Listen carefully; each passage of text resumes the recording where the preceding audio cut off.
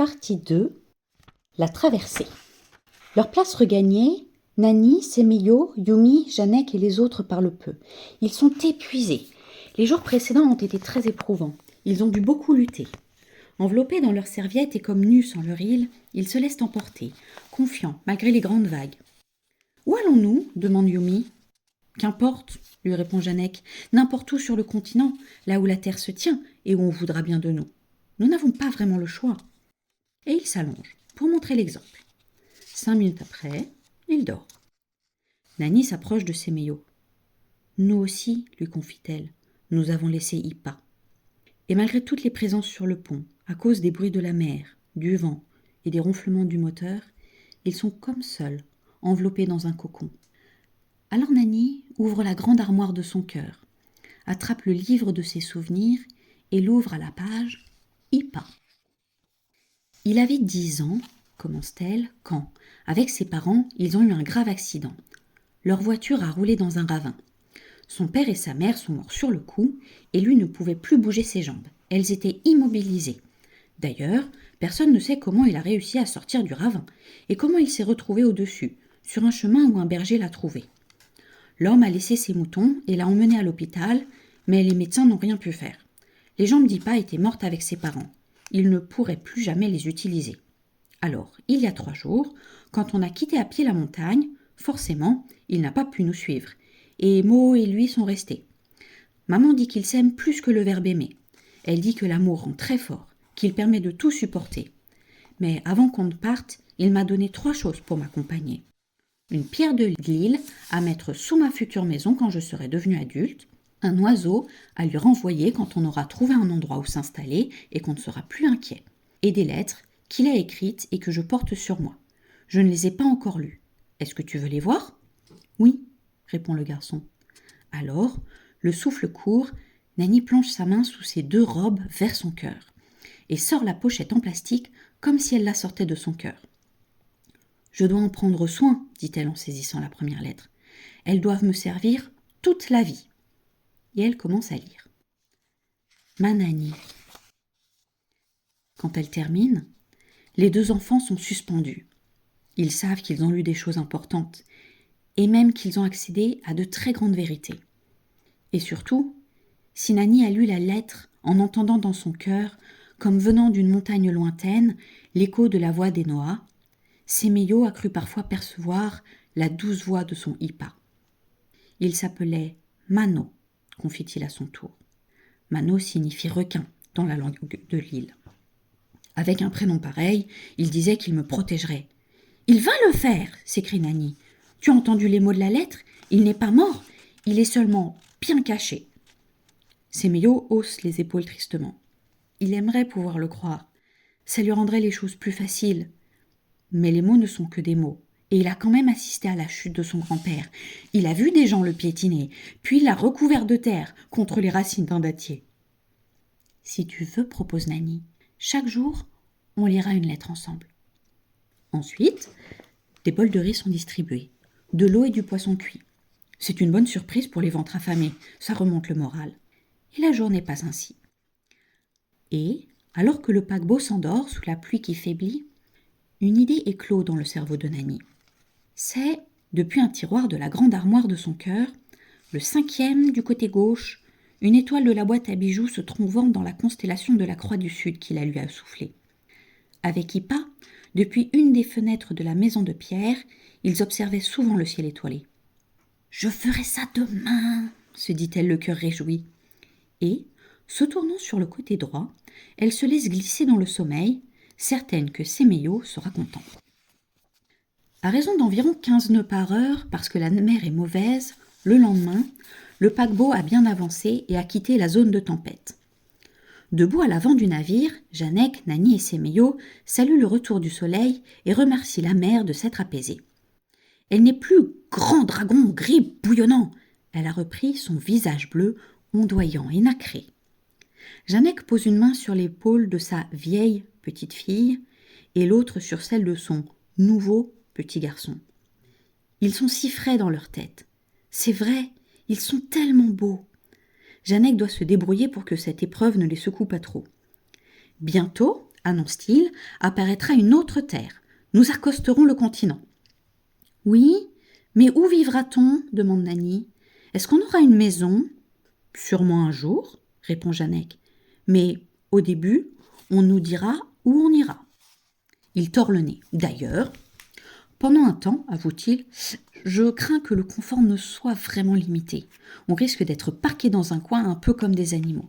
Mais il faudra quand même être reconnaissant et patient. Tant de personnes à accueillir d'un seul coup, c'est compliqué, vous comprenez ? Oui, en conviennent les enfants. Mais en attendant, regardons autour de nous, clame Jeannec. La pluie a cessé de tomber, et nous sommes ensemble, et vivants. Et devant nous, à la proue du navire, savez-vous qui nous escorte ? Non, répondent les enfants en chœur. Des poissons volants, s'écrie Jeannec, des raies qui ondulent, des baleines. Leur existence remonte à la nuit des temps. Elles peuplaient déjà les océans des millions d'années avant que l'homme n'apparaisse. La mer, c'est leur univers. Hier, d'ailleurs, elles ont aidé le capitaine dans les grandes vagues. Elles ont maintenu le paquebot droit. Et en plus, ajoute-t-il mystérieusement, nous allons vers des hommes. Ce disant, il s'assoit sur le pont du navire et leur demande de s'asseoir aussi. En tailleur et le dos bien droit, précise-t-il. Et ils se retrouvent face à face, sous le ciel, comme un petit cercle de sages.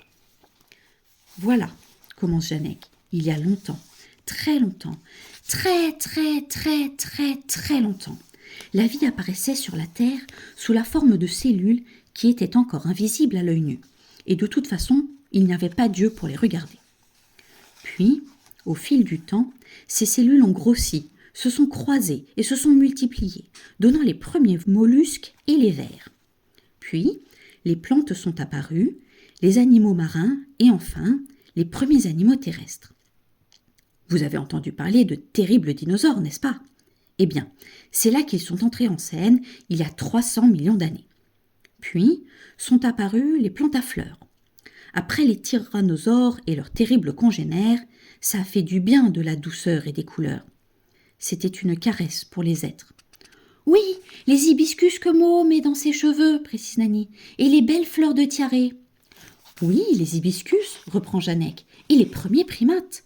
Et, profitant de la disparition des dinosaures, les autres mammifères vont se mettre à proliférer. C'est alors, j'ignore pourquoi, que le cerveau de certains singes va se développer, et ces singes malins vont descendre des arbres et ils vont se redresser. Ça y est, l'Homo erectus est né, l'homme dressé, celui qui nous a précédés. Puis, il y aura l'Homo habilis, celui qui devient habile et qui va prendre l'outil. Et enfin, il y a 200 000 ans, apparaît l'Homo sapiens que nous sommes, l'homme savant. Or, voilà, et c'est là que je veux en venir, la recherche a démontré récemment que les hommes qui peuplent aujourd'hui la Terre, c'est-à-dire qui peuplent toutes les îles de notre monde et tous les continents, descendent de tous de la même Homo sapiens. Je veux dire que nous avons tous comme ancêtre commune la même maman, qui était noire.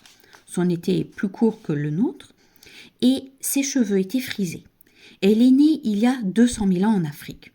Une petite maman noire, avec 2 beaux yeux pour voir le monde, des petites mains pour le saisir et un gros cœur pour aimer. Imaginez-la. Elle a enfanté des petits, qui à leur tour ont enfanté, et petit à petit, ses descendants se sont déplacés sur la terre et ont migré dans le monde entier. C'est seulement à ce moment-là, en fonction de la vie qu'ils vont vivre, de l'environnement et du climat sous lequel ils vont habiter, que les hommes vont se différencier. Dans le cas des Blancs, par exemple, leur visage se décolore parce qu'ils vivent dans des zones plus froides. Et différentes langues naissent, des croyances et des arts, chaque peuple apprivoisant son monde et se mettant à le façonner. Ainsi, les différents peuples se sont fabriqués une culture et ils se sont distingués. Mais quand on voyage sur la Terre et qu'on croise d'autres personnes, en dépit de toutes les différences qui peuvent nous sauter au visage et qui peuvent nous séparer, on doit se dire qu'au fond, nous sommes tous sortis du même ventre, de la même maman, et que nos corps à tous fonctionnent suivant les mêmes mécanismes. Souvenez-vous-en quand vous rencontrerez les gens du continent. Rappelez-vous qu'à la base, nous sommes tous frères, et que dans le fond, nous sommes tous pareils, d'accord ? Avez-vous des questions ? Sous le choc de ce qu'ils viennent d'entendre, et parce que c'était très dense, les 2 enfants restent muets. Puis Nanny finit par dire Mais alors, si ce que tu dis est vrai, moi et Sémillot sommes vraiment frères? Tout à fait, sourit Jeannec. À l'échelle de l'humanité, nous sommes tous frères. Et maintenant, il l'est aussi à l'échelle de notre famille, puisque nous l'avons adopté. Alors, sois le bienvenu, Sémillot, fils de... demande Jeannec. Faratina et Tano, répond Sémillot. Et petit-fils de... demande Jeannec. Mano, répond fièrement Sémillot. Bien. Alors, sois le bienvenu, Sémillot, fils de Faratina et de Tano, et petit-fils de Mano. Que notre future maison soit aussi ta maison, et que nous mangions à la même table et le même pain. Et une dernière chose, précise Jeannec, si les gens du continent peinent à nous accueillir parce qu'ils craignent nos différences, ou qu'ils ont peur de partager leur espace et leur nourriture, montrons-leur que nous avons autant à leur apporter qu'à recevoir d'eux. Montrons-leur que nous leur ressemblons. Nous arrivons démunis parce que le ciel nous a tout pris, mais nous ne sommes pas des mendiants. Nous arrivons en frères, libres et dignes, riches de tout ce que nous avons vécu jusqu'ici, et riches d'être encore vivants. Est-ce que nous sommes bien d'accord? Oui, papa, mesure Nani. Oui, murmure aussi Sémillot. La séance sur les origines de l'humanité levée, Jeannec, Nani et Sémillot quittent la proue du navire et retournent auprès de Yumi. En les attendant, celle-ci a préparé le petit déjeuner. Des noix, des raisins secs, des amandes. « Cadeau de mots !» déclare-t-elle alors que la troupe se rassoit. Maigre festin pour 4 ventres affamés, mais festin quand même qu'ils dégustent grain à grain. Et, quand il est terminé, Nani et Sémillot se font un signe. Déjà, une complicité les unit. En rejoignant la proue du bateau, ils ont repéré une cavité entre 2 équipements du navire. Ils la retrouvent et s'y faufilent, tels 2 furets. « C'est l'heure de la lecture », dit Nani en ressortant la première lettre. Et après l'avoir ouverte, elle lit avec aplomb. « Ma Nani, mon Sémillot ». Puis, elle relit quelques passages à voix haute parce qu'elle pense que Sémillot a besoin d'une 2e couche. « Tu sais, toi, qu'il est un peu bizarre ton Hippa, mais tu sais aussi qu'il ne raconte jamais n'importe quoi, et tu sais comme il t'aime. Je t'ai déjà expliqué que ce qu'on voit ne dit pas toujours la vérité. Par exemple, quand les gens ne sont plus là, on croit qu'ils sont morts, alors qu'ils sont seulement cachés. Les défunts sont dans nos cœurs, et, si on se concentre, on les entend murmurer. Dans le cœur, on a une grande armoire, Sémillot, remplie de millions de tiroirs. Et tout ce qu'on a appris et aimé est là, bien rangé au fond de soi. Comme tes parents qui étaient pêcheurs, commente Nani, Faratina et Tano, et comme le dattier de l'île. Et, marquant 2 secondes de pause, elle termine. Hippa et Hippamano. Sémillot a les larmes aux yeux. Les mains tendues, il demande à voir la lettre. Des mots y ont été rajoutés avec un autre stylo. Mon Sémillot, Sémillot, et en fin de lettre, et Hippamano. Et ça n'a pas été une mince affaire pour Nani de dégoter un stylo sur le pont du paquebot, à l'aube, alors que sa famille dormait encore dans le nid confectionné par Yumi, tout contre la barrière. Elle s'est tout doucement levée et elle est partie sur la pointe des pieds.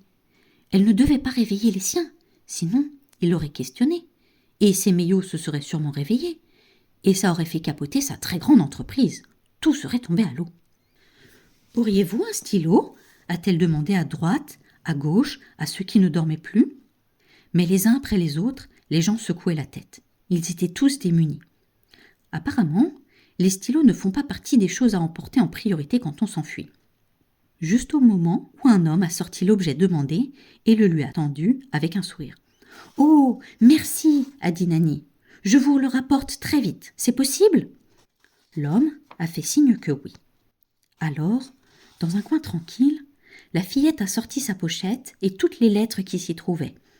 Et, sans rien lire du contenu de chacune, elle a par-ci par-là ajouté « Sémillot » ou « Mon Sémillot » et, à côté de la signature d'Hippa, elle a victorieusement ajouté « et Hippamano ».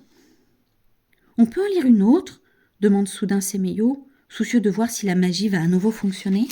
« Oui, d'accord » répond Nani, mais pour corser le jeu, elle ajoute « Cette fois, Je vais en prendre une au hasard. Tu peux relire ?